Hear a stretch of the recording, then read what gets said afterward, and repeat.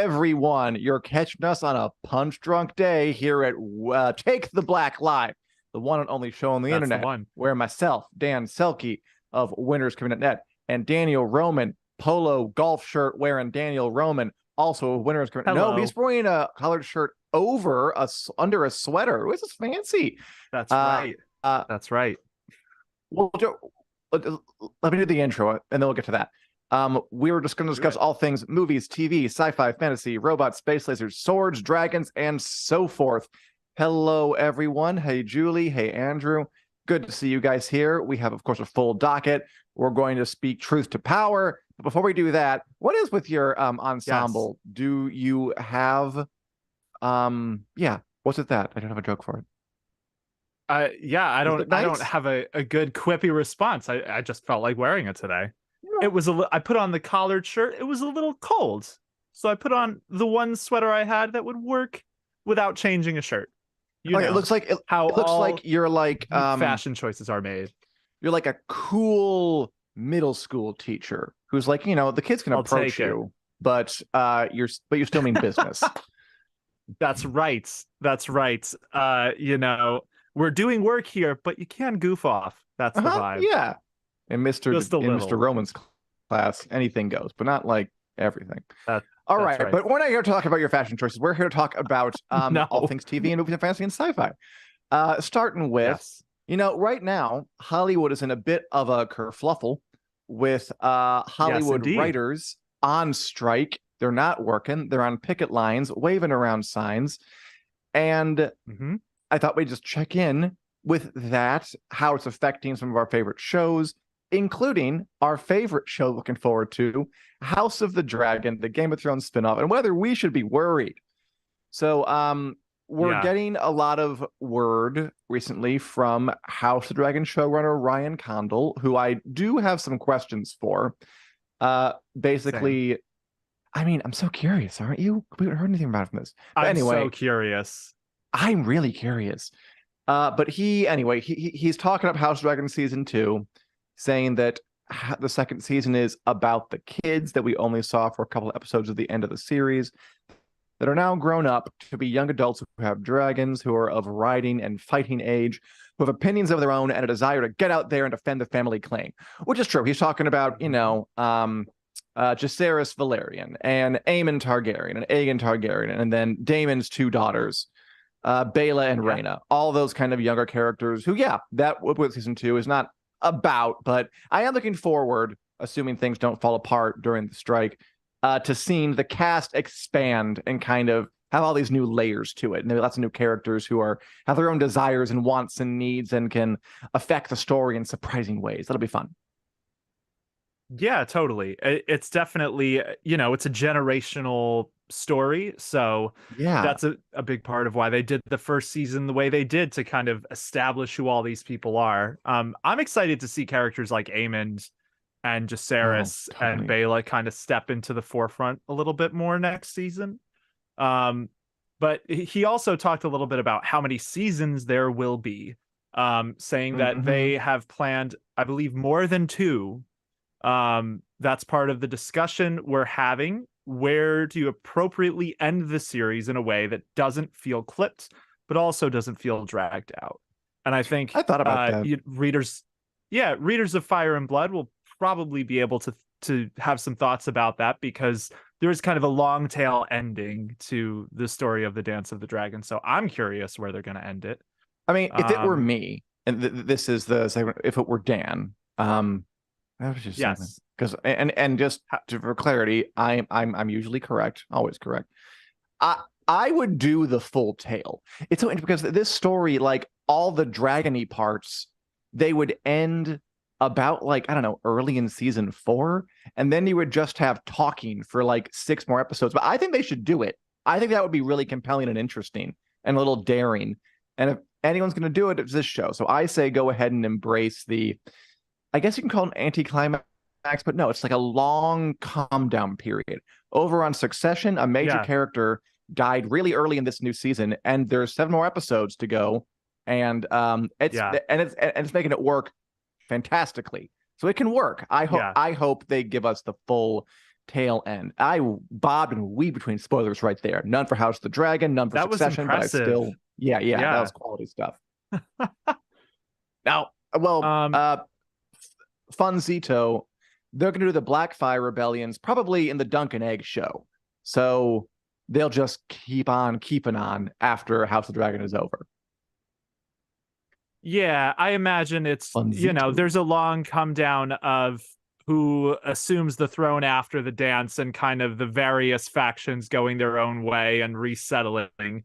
So I'm sure we'll see that. It's just a question of how long they'll drag it out. I hope they do 4 seasons. I hope that the climactic end of the dance is kind of in the middle of season 4. So I hope we get like a good half season at least. Yeah, that sounds right. Because Game of Thrones, God, not to rehash the Game of Thrones ending drama, but man, they couldn't even give the come down a whole episode. Jon murdered Daenerys and then cut to black, fade up on a council thing. Crazy. Yep. They didn't even have a whole episode of like kind of sorting through the detritus, like the aftermath, which that show deserved and needed. And I hope they're a little more generous with House of the Dragon. I agree. I agree wholeheartedly. I could not believe that Jon killed Daenerys, and that was not the end of an episode. I could not believe that.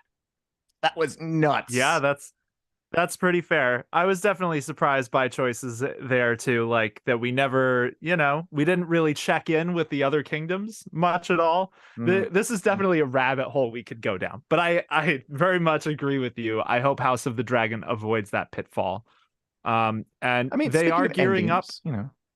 Yeah, they are. Oh, speaking of, that was a good transition, and I interrupted it. Wait, where are we going? Oh, no, I was trying to tie it back. Like you said, we can go into rabbit hole, but I'm like, no, we're talking about the House of the Dragon ending. Game of Thrones ending is pertinent. I was trying to justify our tangent. But no, you're right. That House of the Dragon season 2 is about to film in Spain. And I'm going to skip forward a bit here because I think this is a good place to bring it up. Let's do it. So House of the Dragon is filming. It's going to film season 2. They're on it. Yes. And there's been a lot. And this is a quandary. The writers are on strike.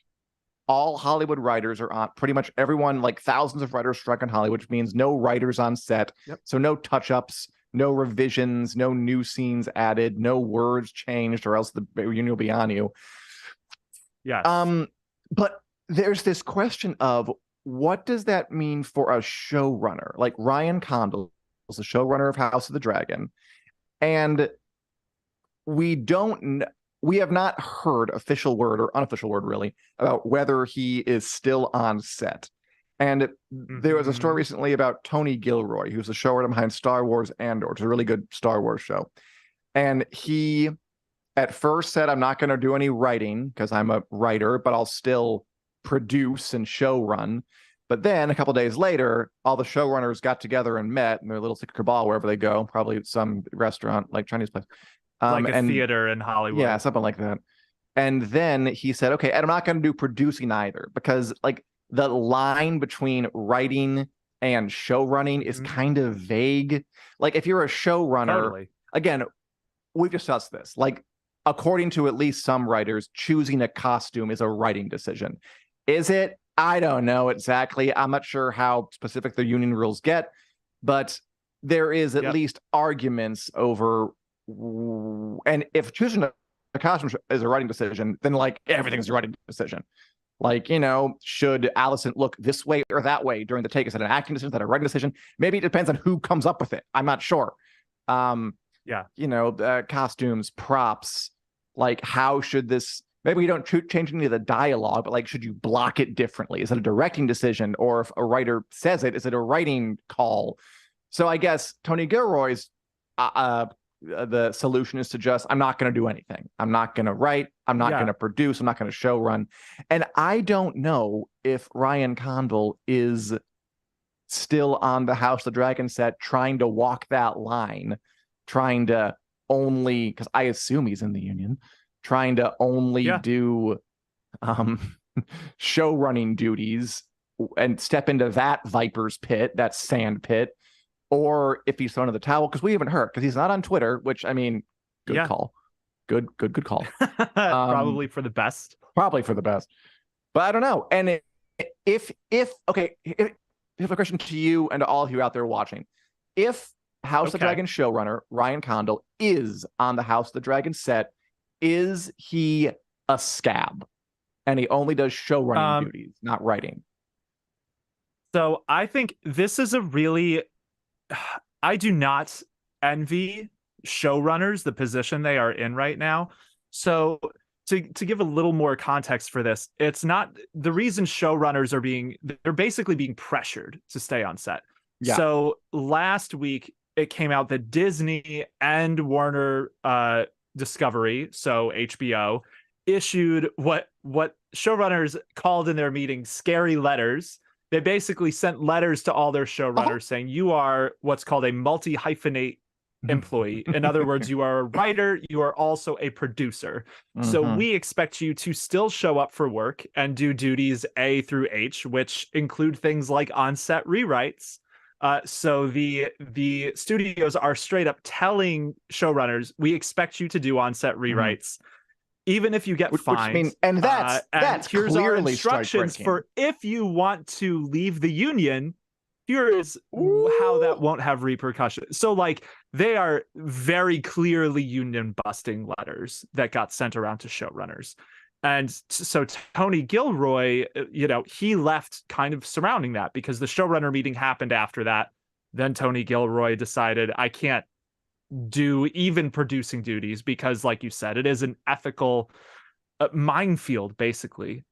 Writers who were showrunners in the 2007 strike talked about this, how it becomes a constant back and forth of ethical dilemmas where there's just no good answer as long as you're still on set working. So Ryan Condal has not commented yet. HBO has not commented yet, aside from to say, production's still going on. Happening. So we don't know. It's really hard, man. Is that it is scabbing? Hard. I do have the obvious answer is yes, but it is a very complicated situation. Because Condal is also the showrunner. So this was in the letters too, that if production shuts down for any reason, even if the showrunners are still willing to show up to work, then their pay would be docked, their employment would be under threat of termination, stuff like that. But if they go on and they scab, then they're tossed out of the union. They'll never be invited to cool Hollywood parties again. Like, you're gonna tick people off either way, no matter what you do. And if they do walk off set, they put their deals at risk. They put their livelihoods at risk, their families' livelihoods at risk. Yes, it's rough. It's a tricky situation to be in. And I do feel, by the way, some great comments coming in, and we're gonna read some of them because they're good. And it is harder for these big shows because, like, if you're working at Abbott Elementary and like literally you film on one sound stage in LA and you can all go home like at the end of the day to like your condos and your houses, it's easier to just say, okay, we're shutting down until the strike is over. On House of the Dragon, when they've already got like, they've talked to governments about reserving like locations in far-flung countries. They've marshaled like armies of extras. They have horses lined up.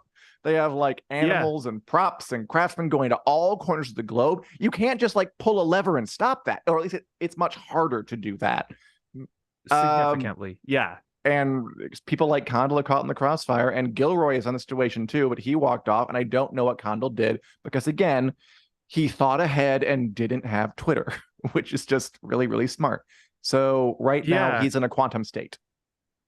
I do think it's interesting, knowing that, like, so Rings of Power, those showrunners are not on set either right now. They walked when the strike started, 2 weeks left, but they planned for it. Yeah, they had 2 weeks left. They apparently laid a groundwork for the production for if they had to leave, which I think is really, really smart.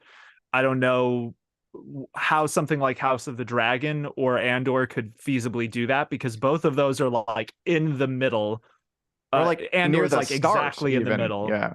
Like House of the Dragon is pretty early near the start. Yeah, so I mean, yeah, it is a tricky. You made a plan for like 2 weeks. That's a lot easier than like 5 months. Of course. Yeah, so this is why I really do not envy Condal's situation. So like I saw people in the chat talking about George R. R. Martin's comments about scripts being done, and I think that was a interesting one. I raised a brow at that because Martin really, like, he's worked in TV, so of course he understands the importance of having writers on set. I think that was kind of him towing the middle of the line a little bit to say this is why we're continuing, but at the same time he followed up the next day with another blog post explaining why he really supports the writer's strike. I mean, in that blog post, the first one, like he said, like, oh, writers are on set. They, give input on this stuff. And then he also said, but House of the Dragon's fine. It was kind of serving two masters because he acknowledged that you need writers on set. They're important. But then he also said, but House of the Dragon will be fine because all the scripts are written. But he, like you just said, there's writing that happens after the scripts. I mean, again, hard situation for him too. He wants to support House of the Dragon because it's his show. Of course he does. And he wants to support the writers because he's a writer. So it's tearing people apart. Yeah, I think it is, for people like Tony Gilroy or Ryan Condal, who these are like enormous passion projects, I do feel bad for them in this situation. Because, Ryan Condal has been friends with George for years, has wanted to do a show in Westeros. Now he's doing it and has this, I don't want to call it an impossible decision. I don't think it is, but it's an extremely difficult decision. And it's interesting to see how him and Gilroy are navigating it differently, maybe, because Gilroy's in the same spot. Like, Andor is happening because of that dude. Like, full stop. There would not be an Andor show without Tony Gilroy having decided to do one. But to him, it was worth it to step away at this time. So, I think Condal's going to have to address this at some point. Yeah, probably. I mean, for all we know, he stopped. Although I know that one of our commenters over on YouTube, Saiganisha, says that she went to maybe November. Someone said that Condal was still on there. Oh, that Condal's still on set from 1 week ago when the strike started. I mean, it could have changed since then, though, because I think that Tony Gilroy was on set of Andor when it first started. And then he left after this showrunners meeting. What happened at the or kind of something like that. So even if Condal's on set, Gilroy was not on set. He was not on set, but he was still working offset, and now he's not doing any of it.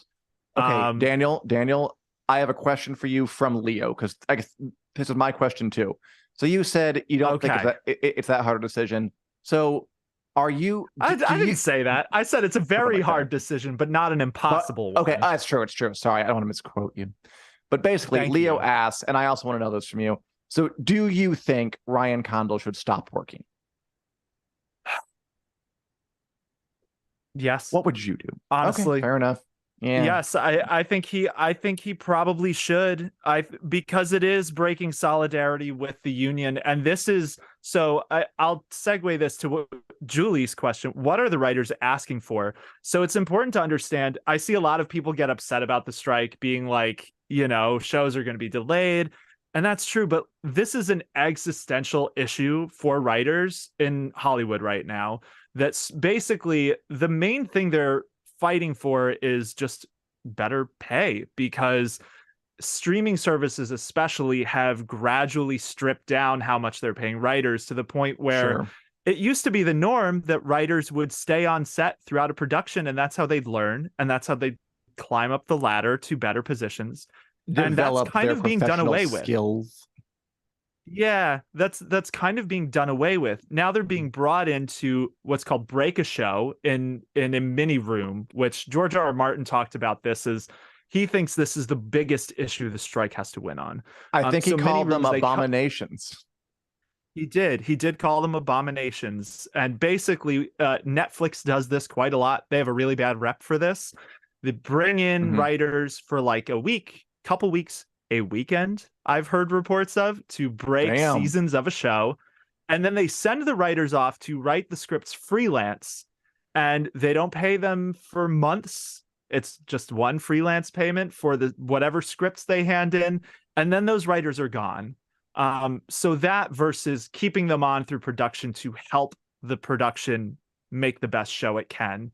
And yeah, so that is one huge issue. Another is residual payments, which is basically a writer's cut of ad revenue on reruns, which streaming is upended, and streamers are fighting tooth and nail to avoid paying more for that. So basically on cable, we're talking like 4 or 5 figures. So like tens of thousands of dollars maybe in residuals. For streaming, it's like hundreds. So that gives you an idea of the sort of income cuts we're looking at here. Most writers in Hollywood that are at entry levels have to hold separate jobs while doing the freelance scripts to even be able to make their bills.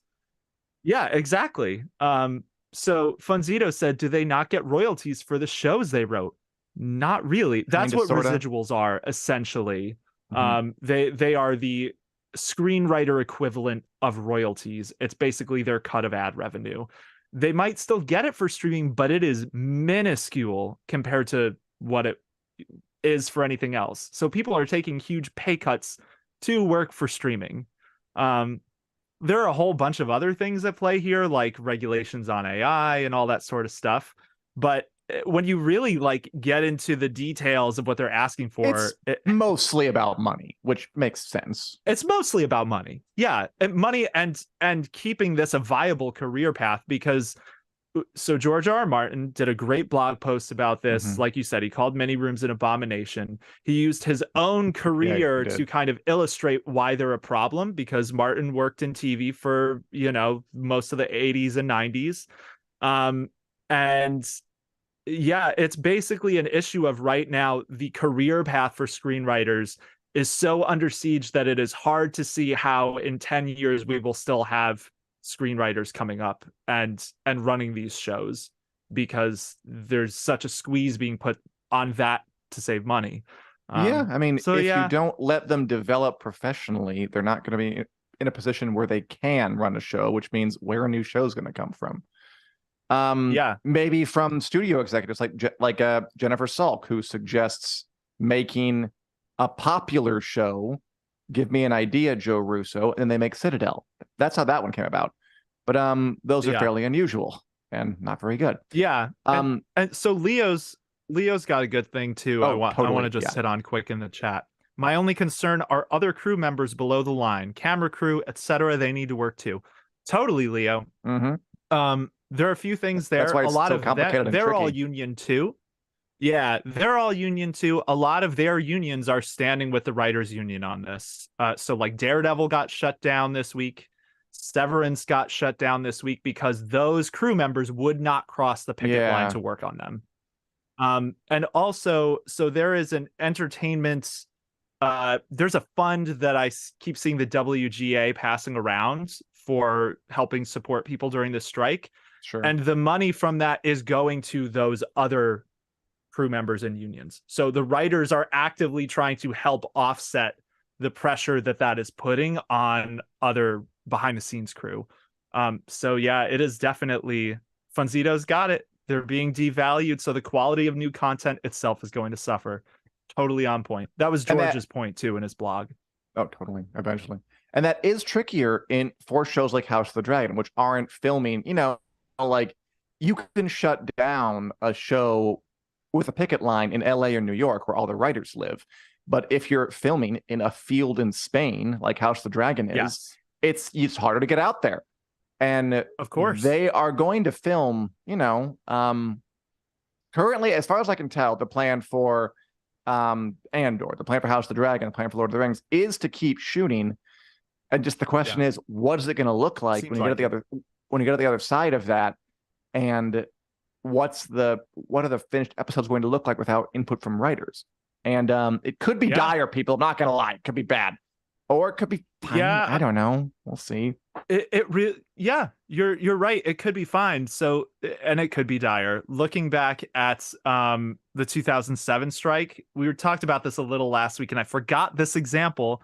But you look at a show like Heroes, season 2 got hit by the writer's strike, and it basically tanked the show, which was a phenomenon, very popular show in season 1, and then the strike totally derailed it.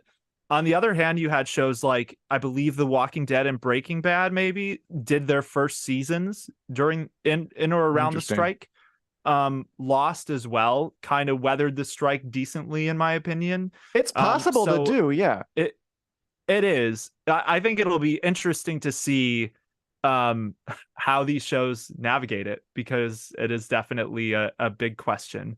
Yeah, so that's the deal with that. It is, whoever said that Variety confirmed the thing about Condal a week ago that he's on set. That is totally true, but the stories are developing so fast with this. It's we're literally getting new information. Like every single day there is new information about which productions are affected. Saigonessa over on the YouTube. I thought Daredevil got shut down because of the picket lines were at the production. Yes, that is true, and the crew members wouldn't cross them. So that is why it got shut down. But yeah, they reminded them of their duty and solidarity. I mean, like I think last time we talked about it too. Like I remember they made Quantum of Solace, the James Bond film, during the last strike, and like I saw that one in the theaters, and it's like it wasn't great, but like was it not great in a way that a lot of James Bond films aren't great? I don't know. It was like fine, and it's possible to be fine without it too. I think that's kind of fascinating. That's a fascinating example. I did not know that Quantum of Solace was a previous writer's strike movie. And like, so James Bond, I don't know if you like, correct me, Dan, if you know better about this, but they're usually, those movies were pretty much always based on Ian Fleming books. And then I don't know. That includes Casino Royale, based on an Ian Casino Fleming Royale, book. Definitely, but I don't know about GoldenEye. But then the strike happened.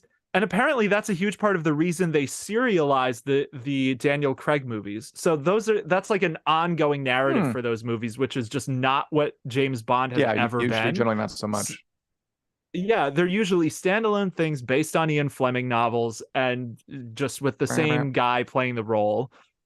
So that's why we got that run of Craig movies as like a block of films, apparently, because producers tried to figure it out on their own for Quantum of Solace. And they made up a thing, and that's what they came up with. I did not know that. I mean, Skyfall is one of the better ones, but that was after the writer's strike, but post serialization. So many things can happen. It's interesting.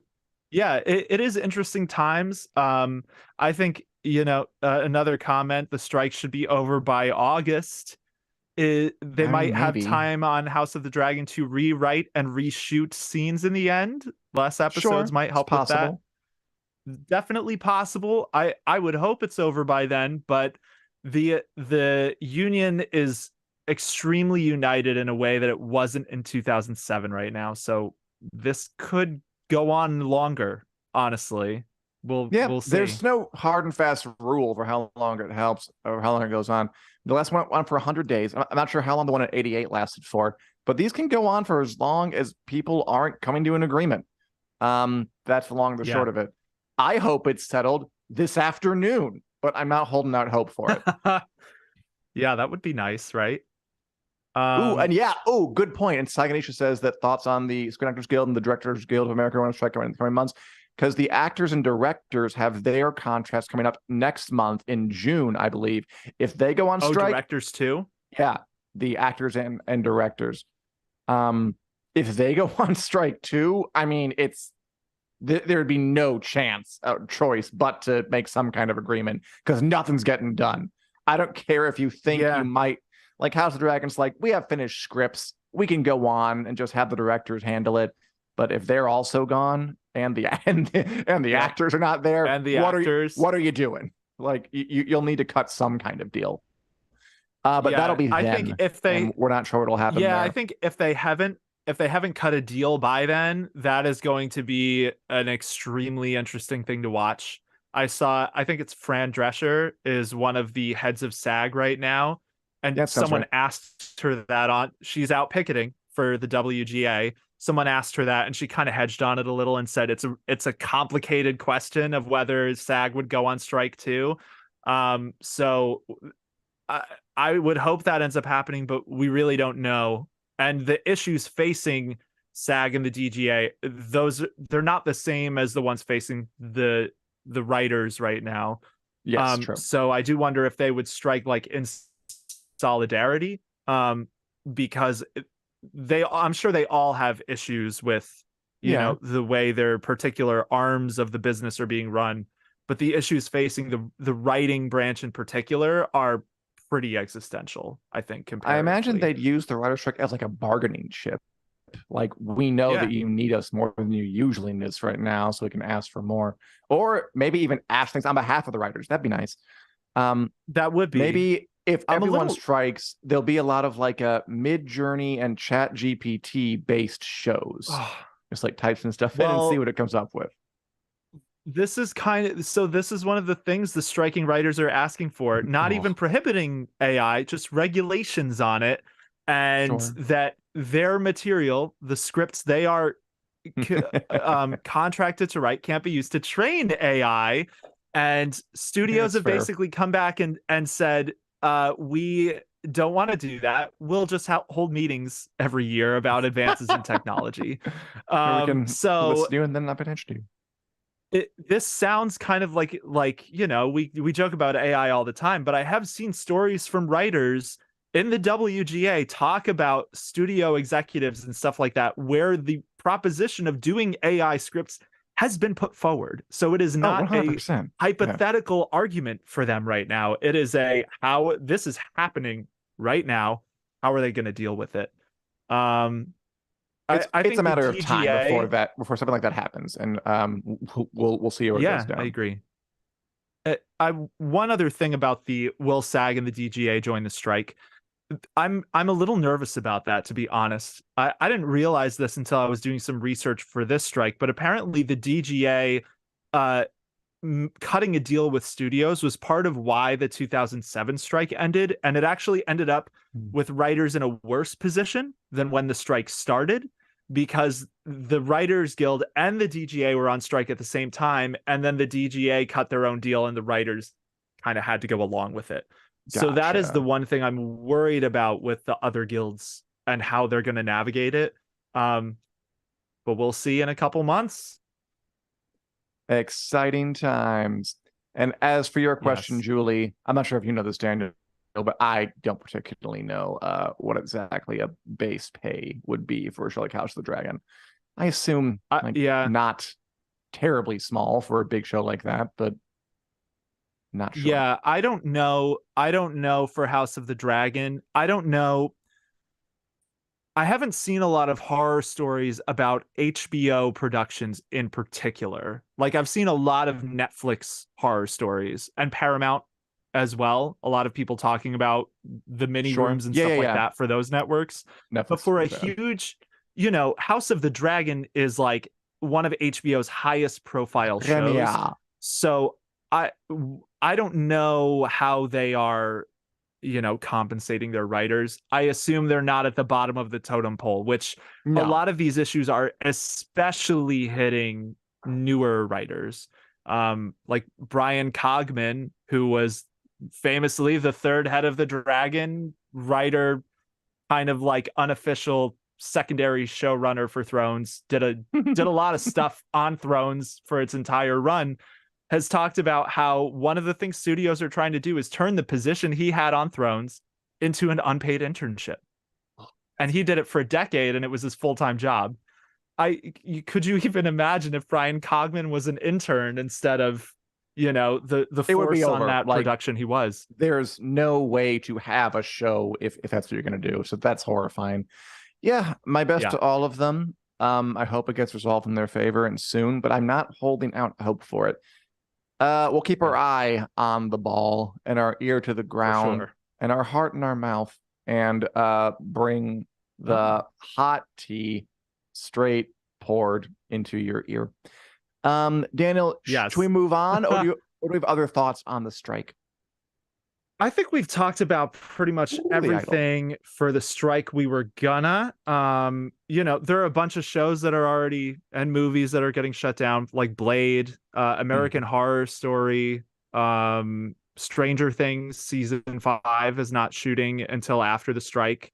Right. So a whole bunch of stuff like that, but I think generally we can move on, and yeah, we will be watching this closely, especially for House of the Dragon. So whenever Condal says anything, we'll talk about it. Yeah, which I wonder if he will. I really don't know.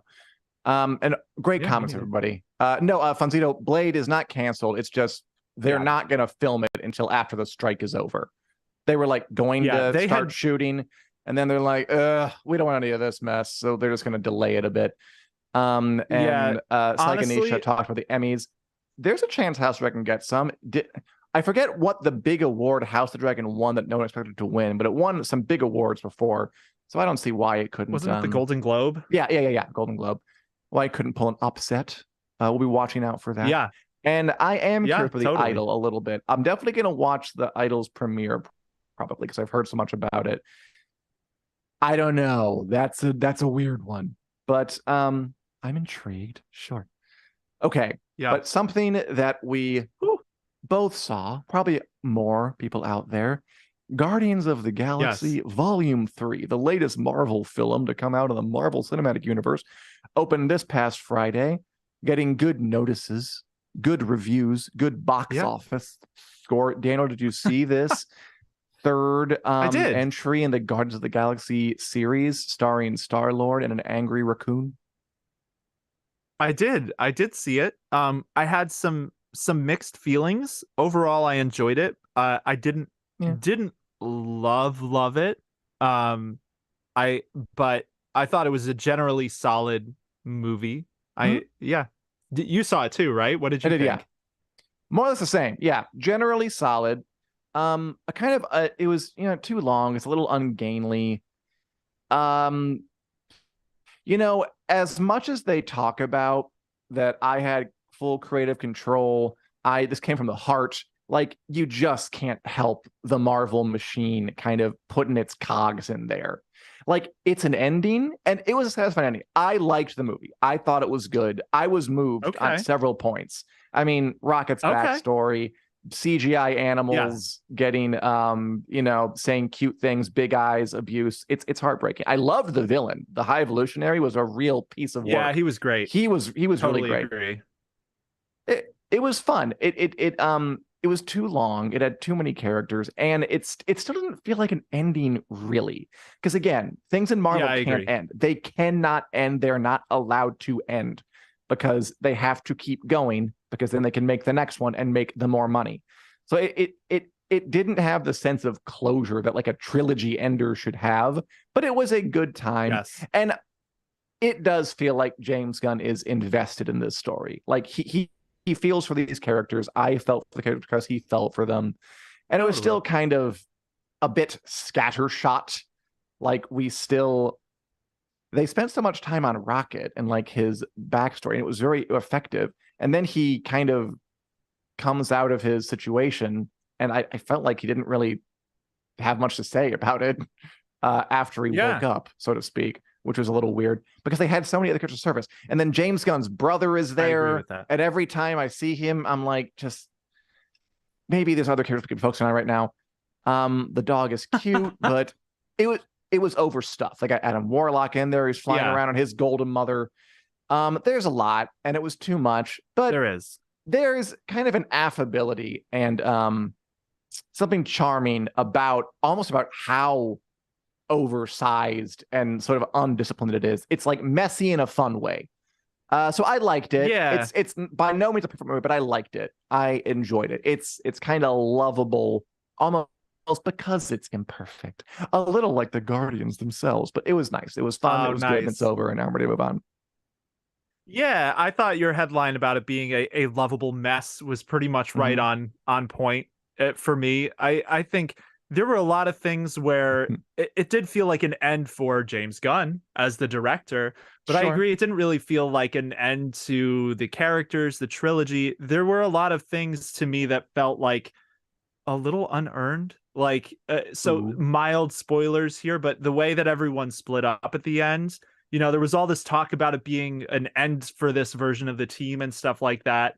And I expected there to be more of a reason for that than they just got to the end of the movie and were like, "Nah, I'm gonna take some time off." It just didn't. It felt so open too. Like they could fully bring everyone back if they marshal enough money and enough time passed. It's not like there's really ending here.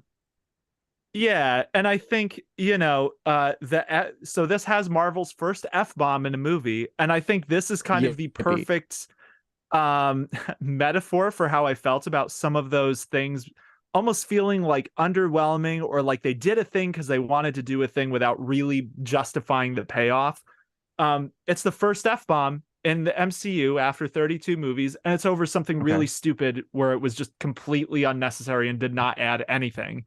I don't know. So, I mean, I didn't mind that. Just like, sure, he was frustrated and he dropped an F-bomb. So it seemed realistic. Well, just, it's only weird, like in context, if you know that this is the first one ever. But like in the moment, it was fine. Like, yeah, whatever. Yeah, that's fair. And I guess that is some of my issues where the in context. So, you know, I've been watching these movies for however long, like long ass time, you old man. A lot of it is like Andrew said, "I love you guys," referencing that Groot line. And that's another one where I kind of rolled my eyes a little bit just because all he's ever said is it just felt like they decided to throw it in at the end. You could rather than this something whole time, you liar. Well, I don't know. It just felt like a lot of kind of shoehorned things. I didn't love that Rocket's entire backstory was just a flashback. That kind of took a little bit of the power away from it for me. Like, it was still powerful, whatever. I'm not knocking it, but that felt like a lazy way to do it to me, because it's keeping it very removed from the actual plot of the movie. I thought it was really weird that way. No, I completely agree with you, because I liked it a lot, but I was like, ooh, I can't wait for the like modern day Rocket to get up and then carry this forward and really bring it home. Yes, same. And it really kind of didn't. So we have this really powerful isolated story off, but then it just doesn't really pay off in the way that it needed to, which is weird. It was strange. Yeah. I blame the constraints. So, I did like it though. I liked the movie. I thought it was good. Dave Bautista quit. Same. Then just kill Dave Bautista then if you wanna if he wants to quit, because they don't want to kill anybody. I was really shocked. I liked it. They didn't kill any. Yeah, I was really shocked they didn't kill any of the. Not even the villain. And that. Oh, did he not? I guess. Yeah, I guess that's they fair. walked out of the damn room. Now look, we all know the rule. But he was on the ship. Sci-fi. It flew up. Daniel, if you don't see someone literally fly apart on screen in a superhero movie, they're probably fine. And even then, they can bring them back. As Loki has proved. Yeah, so I enjoyed Guardians 3. I did have some qualms. I liked it more than, you know, things like Thor: Love and Thunder by quite a lot. I didn't like it as much as Ant-Man, I gotta say. Really? I liked Quantumania more. Yeah. So not to be poo-pooing on it, but I'll see it again. I enjoyed it. I was not as blown away as I thought I would be. Cool. I think I was going to be blown away by it, but I liked it. Oh, Leo, you're right. That told him of Deathly Hallows, the Rocket Purgatory scene. It was touching. He's like, "Can I come?" It was really sweet. I liked those scenes. I wanted more. I wanted more Rocket. Like, he was the focus, and I still wanted much more. Same. I thought that they could have. I think they could have been shorter and more focused. Because there are just so many people. Not to pick on James Gunn's brother, Sean Gunn. I've liked him since he was on that, Dan. Why do you hate Sean Gunn so much? Because it's emblematic of the indulgence. Like this. Listen, I like Sean Gunn. Oof. I remember Sean Gunn. You know he plays Rocket too, right? No, like on set. He does. Yeah, he does. He plays Rocket Raccoon on set, and then Bradley Cooper voices him. Yeah, totally. Bradley Cooper has a great job, man. Because he's a limber dude who can crawl around, is what James Gunn has said. Well, he's a limber brother who can crawl around. I think that's an important part of it. I'll be saying he's the best person for the role. I don't know. I remember Sean Gunn back in the Gilmore Girls. He was really funny on that show. What? It's just... He was in the Gilmore Girls? All right. Yeah, he was all the time the Gilmore Girls. He was the guy with like the 30,000 jobs. At one point, Oh, he was more successful than James Gunn. Not for long. It just how the tables have turned. Well, not because then James Gunn brought him up. But I mean, it's just that's right. He's not that good a part of it, and I can't get. It seems to me that he has an outsized role because he's the brother of the writer director, and this movie needed some chopping, and he could have been a good thing to go. And now James Gunn's dragged him into the MCU, and now he's going to put him in the next Guardians movie because he likes them and he loves them, and that's good. But in terms of the final product, I want some more discipline, and it wasn't a terribly disciplined movie, even if it was a nice and fun and good to watch one. Yeah, I do agree with that. And I was really surprised by like Rocket and Quill having kind of smaller roles, especially because it has been pegged as Rocket's movie, but because Rocket, I mean, it was most of the movie out of action. Also, not really did not. It did not feel as much like Rocket's movie, even though it was, just because he spent like 3/4 of the movie, like spoiler alert, in a coma. So yeah. I enjoyed it. It was I'm really torn to say whether I liked it more or less than Guardians 2. They're kind of in a similar spot for me where I liked a lot of things. I didn't like some things. Also, but overall, it's not a bad use of time. It wasn't bad. It wasn't bad. It wasn't bad. Also, when was Peter Quill abducted? And how does he have like Florence and the Machine on his iPad if he was up to like the 80s or 90s? But whatever. That's neither here nor there. Yeah, that's from, I think, the second one. So he was abducted as a kid, right, by Yondu. That's like the origin story of the series in the first Guardians. Someone, I can't remember who, someone gives him a Zune in the second movie. So that's how he has Florence and the Machine. Because he had the tape deck, he had the Walkman with his couple of tapes, and someone gives him a Zune. So it's like, here are thousands of songs from eras you haven't even been on Earth for. Gotcha. So that's how he has that music. I did see that Florence and the Machine, they got a huge uptick, obviously, from the film. Of course they did. People looking up that song. It's a good song. I mean, yeah. Thank God they wrote that into the movie, which is just, oh, good. Now I can put more of my favorite jams in there, and it can be narratively justified. That's right. Anyway, good movie. Enjoyed it. Sounds like we trashed it anyway, but that's what we do. I don't know what a Zune is. I must have skipped that part of my life. Okay. It's the Windows. I think it's the Microsoft version of what's the Apple one called? The iPod. iPod. Yeah, it's the Microsoft version of an iPod, I believe, and it bombed really quick. So that it's an obsolete one, which made it even funnier when it was given to him. Sure.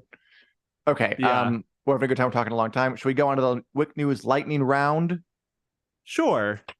Where we go through. I'm throwing stuff around here. Let's do it. Okay, we're gonna go through some stories we didn't have time to talk about on the main body of the show, and give our 20-second opinions that sometimes turn into like 20 minutes. I didn't arrange these at all. Oh, this is gonna be crazy. Sweet. Daniel, ask me first. All right, we're gonna wing it. Yeah. Okay, Yellowstone, the popular show about the Montana ranching family. There you go, the Duttons. The Duttons, yes. The Duttons. Starring Kevin Costner. It's gonna end after season 5, which is the current season, is over. So is the show. Although it's weird, like they're on a hiatus. They weren't filming because Kevin Costner was holding things up. I don't know if they'll film now because of the writer's strike, but yeah, it's over because Kevin Costner's a whole like thing about he wanted out, and it's still not confirmed, but that's probably what happened. So they're going to end it. It's over. Kevin Costner wanted to go do something else. I don't know. It's a huge popular show. It's pretty wild story. Okay. Daniel. Sean Bean said, sure, he'd play Ned Stark again. If I'm ever asked again, it would be nice to be involved in some way. What do you think about that?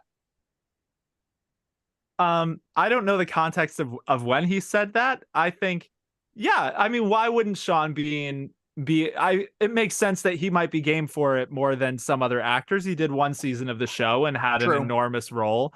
If anything, it makes me want to give kudos to HBO for the restraint, because if you're ever going to bring Sean Bean back as Ned Stark, it better be for a really good reason. And there really are no reasons good enough, if you ask me. But we'll just see. Weirwoods.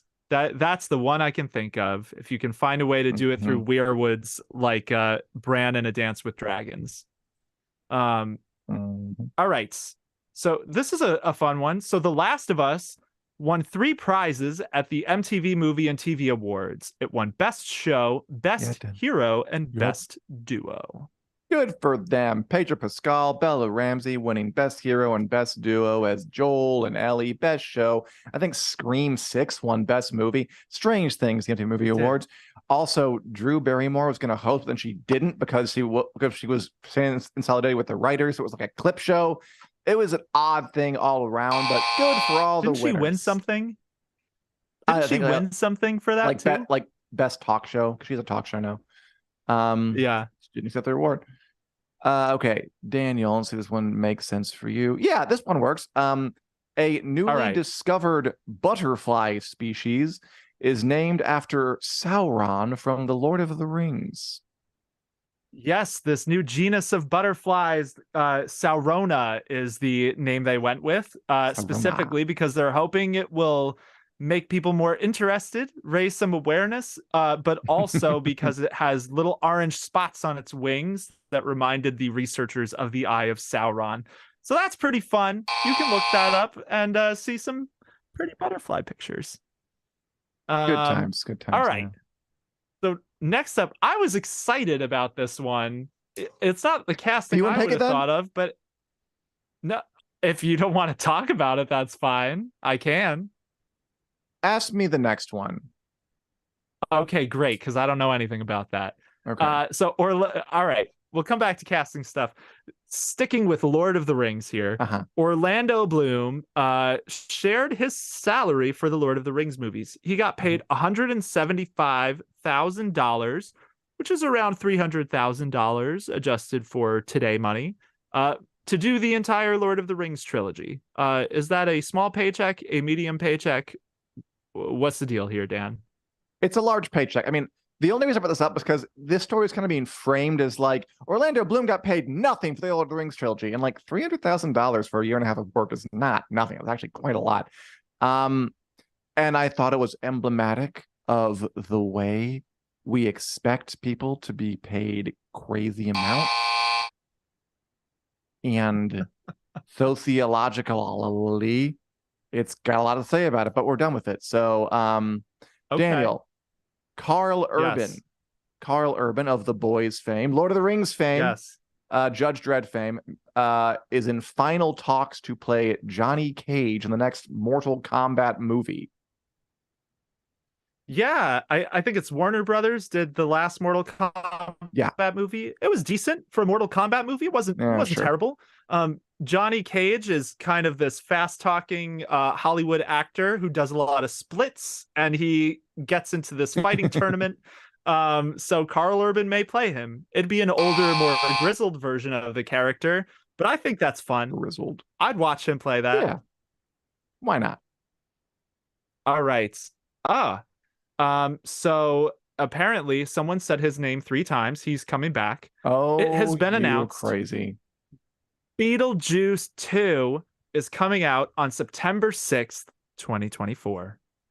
Yeah, apparently this movie has been they've been trying to make a sequel to Beetlejuice for like decades. It came out in 88. Yeah. Michael Keaton's coming back. Winona Ryder's coming back. Jenna Ortega, who is basically the new Winona Ryder of the 2020s, is going to play Winona Ryder's daughter in the movie. I mean, Tim Burton's directing. Yay, Yippee-ki-yay, black and white stripes, worms, stop motion animation, cool, good for it. Goth chic. And finally, Daniel, Netflix is going to start filming a new Witcher spinoff called Rats. Yep. I'm not a fan. So this spinoff is about a group of thieves in The Witcher. We'll probably meet at least some of them in season 3. So this is going to be them going on a heist. So it's basically sounds like Six of Crows, but in The Witcher.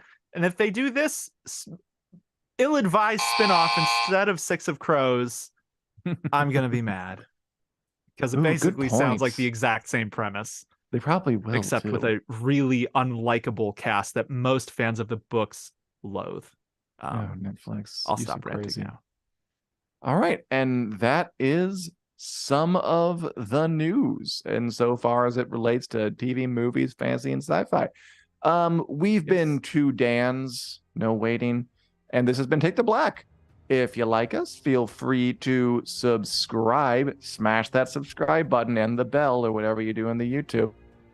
We're available on podcast form wherever podcasts are available, be it iTunes, Google Play, elsewhere, where we stream live every single Wednesday at 2 p.m. Central Standard Time, 3 p.m. New York, 1 p.m. in the mountains, and noon on the beautiful western coast of the U.S. of A. God bless America. Nice. And then elsewhere.